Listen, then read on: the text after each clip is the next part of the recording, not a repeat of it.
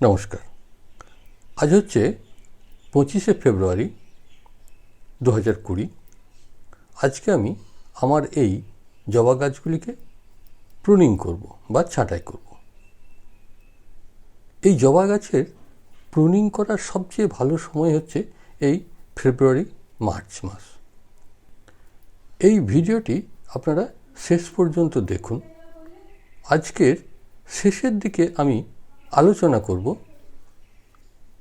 এই জবা গাছের পাতা কি কি কারণে হলুদ হয়ে যায়। অনেকগুলি কারণে হলুদ হয় এবং তাদের সমাধান কি।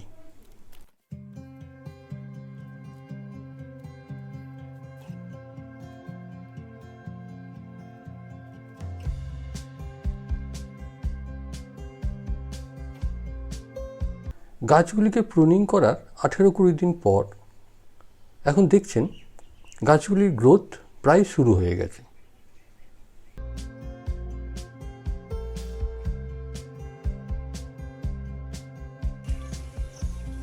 আজ হচ্ছে 6 জুলাই 2020।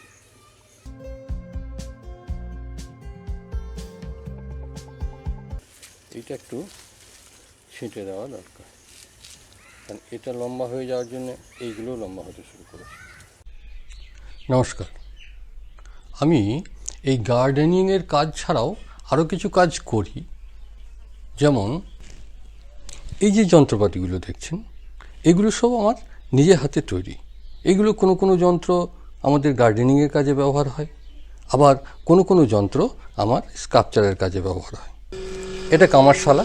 এই ফ্যানটাও আমি নিজে হাতে তৈরি করেছি। এই সমস্ত যন্ত্রপাতি সহ আমার এই কামারশালাটিও নির্মাণের ভিডিও আমি আলাদা আলাদাভাবে আমারই একটি নতুন চ্যানেলে দিতে আরম্ভ করেছি। চ্যানেলটির নাম হচ্ছে নীলকান্ত হালদার ক্রিয়েটিভ DIY। ইউটিউবে গিয়ে ডাইরেক্ট সার্চ করলেও পেয়ে যাবেন। তাছাড়া এই ভিডিওটিরই ডেসক্রিপশন বক্সে ওই চ্যানেলটির লিঙ্ক অ্যাড্রেস দিয়ে দিচ্ছি। সেই লিঙ্কে ক্লিক করেও আপনারা সেখানে যেতে পারবেন। ওই চ্যানেলটিতে গিয়ে ওই চ্যানেলটিকে সাবস্ক্রাইব করে রাখুন এবং সেই সঙ্গে বেল আইকনটিকেও প্রেস করতে ভুলবেন না। ধন্যবাদ।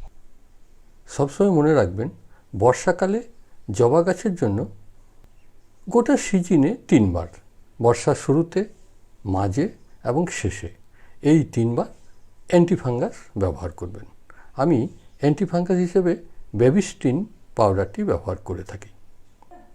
বেবিস্টিন পাউডারটির ডোজ হচ্ছে 1 লিটার জলে 1 গ্রাম বা হাফ চা চামচ ভালো করে মিশিয়ে গাছের পাতায় এবং গোড়ার মাটিতে ভালোভাবে স্প্রে করে দেবেন। আজ হচ্ছে 22শে আগস্ট। এগুলি হচ্ছে আমার হিবিস্কাস প্ল্যান্ট।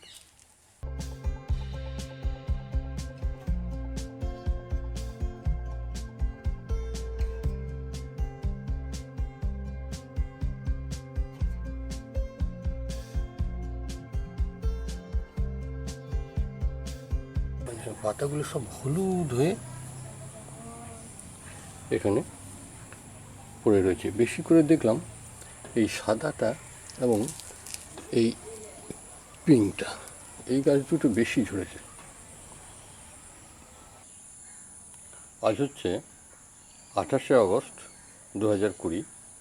আমি 7 দিন আগে আমার এই জবা গাছগুলি অবস্থা দেখিয়েছিলাম।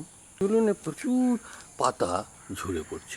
মাঝে 1-2 দিন বৃষ্টি বন্ধ হয়েছিল ওঠে, কিন্তু আবার বৃষ্টি শুরু হয়েছে। তবে এখন দুপুরের দিকে প্রচণ্ড রোদ মাঝে মধ্যে দিচ্ছে। আজকে দেখুন আমার এই পুনে ভ্যারাইটি বা আরও অন্যান্য যে পুনে ভ্যারাইটি বেশি আছে এখানে। এই গাছগুলোর অবস্থা দেখুন। এইগুলোনে আজ নয়, এই 2 দিন 3 দিন থেকে শুরু হয়েছে। কারণ দেখুন নিচেতে হলুদ রঙের পাতা প্রচুর পড়ে রয়েছে।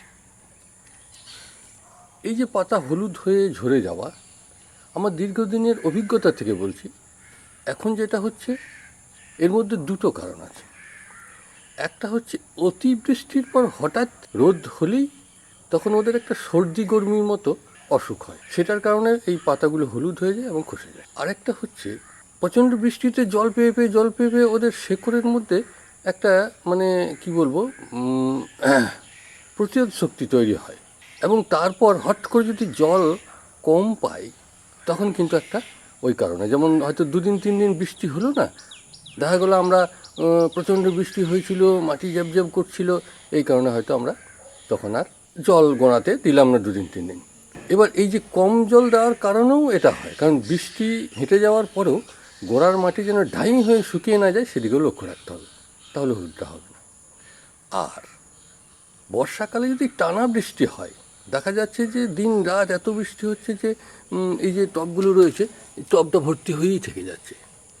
সেক্ষেত্রে একটা ভালো উপায় হচ্ছে কি জানো তো, এই মাটির লেভেল সোজাসুজি একটা ছোট্ট হোল করে দেওয়া, অতিরিক্ত জলটা এই হোল দিয়ে বেরিয়ে যাবে, তাতে বাঁচানো যায়। আর একটা হচ্ছে অতিরিক্ত বর্ষার সময় যদি শেড থাকে শেডের মধ্যে ভরে দেওয়া যায়, কিন্তু প্রচুর গাছ হলে, যেমন আমার এত গাছ ভরে রাখার মতো শেড নেই, তাই আমাদের বাইরেই রাখতে হয়। যে গাছটা মনে হয় যে এর ক্ষতি হতে পারে সে গাছটা ওরকম ছোটো মতো একটা ফুটো করে দিই। তাছাড়াও লক্ষ্য রাখতে হবে বৃষ্টি হেঁটে যাওয়ার পর যদি মনে হয় যে প্রচণ্ড রোদ দিচ্ছে তখন যদি একটু ছামা করে দেওয়া যায়। আরেকটা কারণ হচ্ছে, সেটা হচ্ছে যে আমরা অনেক সময় পাতাতে স্প্রে করে খাবার দিই, এটা অনেকেই দিয়ে থাকেন, আমিও দিই, যেটা NPK 19-19-19-20-20 এই জাতীয়, যেটা ওই জলে গুলে ব্যবহার করা হয় স্প্রে করে, সে জাতীয় সার আমি বলে থাকি প্রতি 1 লিটার জলে 1/2 চা চামচ মিশিয়ে স্প্রে করতে, ফুল জাতীয় গাছে গোড়ার মাটিতে না দিয়ে পাতায় স্প্রে করে দেওয়া যায়। আমি এইটার ডোজটা একটু বাড়িয়ে দিয়েছিলাম, ওই 1 লিটার জলে 1 চা চামচ দিয়ে সেটাকে স্প্রে করেছিলাম। অর্কিডগুলো সহ্য করে নিয়েছে, কিন্তু জবাগুলো সহ্য করতে পারলো না, যার ফলে এই হলুদটা।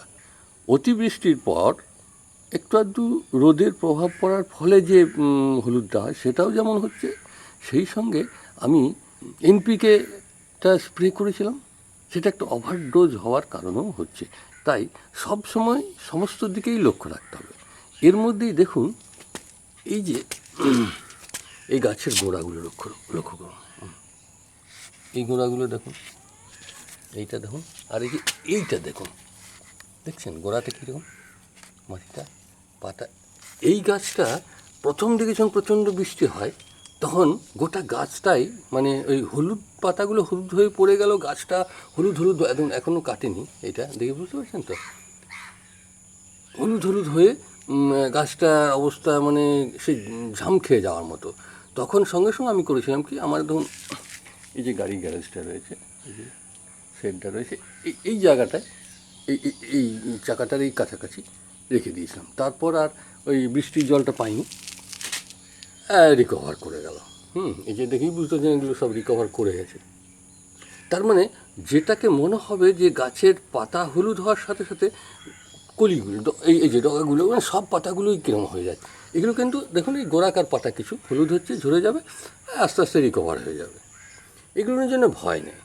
হ্যাঁ, আবার যদি সেই জায়গায় দেখুন এই যে আমাদের দেশি গাছগুলো, এদের মাটি কিন্তু ওই রকম হয়নি, ফ্যাসফেসে হয়নি, তার মানে জল জ্যাবসা এটা কম হবে। ফ্যাসফেসে হওয়ার কারণ হচ্ছে ওই আমরা এখানে সেই ঘুরঘুরি বলে একটা পোকা বলি, ঘুরঘুরি লাগায় আলুতে, আলু খেয়ে দেয়, বা গাছের গোড়াতে মাটিগুলোকে ফসকে দেয়, এটা উর্বরতা শক্তি বাড়ায়, কিন্তু বর্ষাকালে ক্ষতিকর। আর এটা বর্ষাকালেই হয়। বর্ষাকালে ক্ষতিকর কি, মাটিটা যদি উস্কো ফুস্কো হয়ে যায়, যে গ্যাপটা হয় সেই গ্যাপটা জল ধরে থাকে, এবং জল ধরে থাকার কারণে শেকড় পচে যায়। এই কারণে ওইটা যাতে না হয় তার জন্য অ্যান্টিফাঙ্গাস মাটিতে দিতে পারেন, কিন্তু আসলে কি ওর সঙ্গে সঙ্গে অন্যান্য যে আমাদের ব্যাকটেরিয়া সেগুলো মারা যাওয়ার ভয় থাকে। এই কারণে অ্যান্টিফাঙ্গাস না দিয়ে ওইটাকে সবসময় ওই একটা জিনিস দেওয়া যেতে পারে, সেটা হচ্ছে চুন জল। চুন জলটা মানে কেমিক্যাল যে সমস্ত ক্ষতিকর জিনিস তার থেকে কিছু অনেকটা ভালো।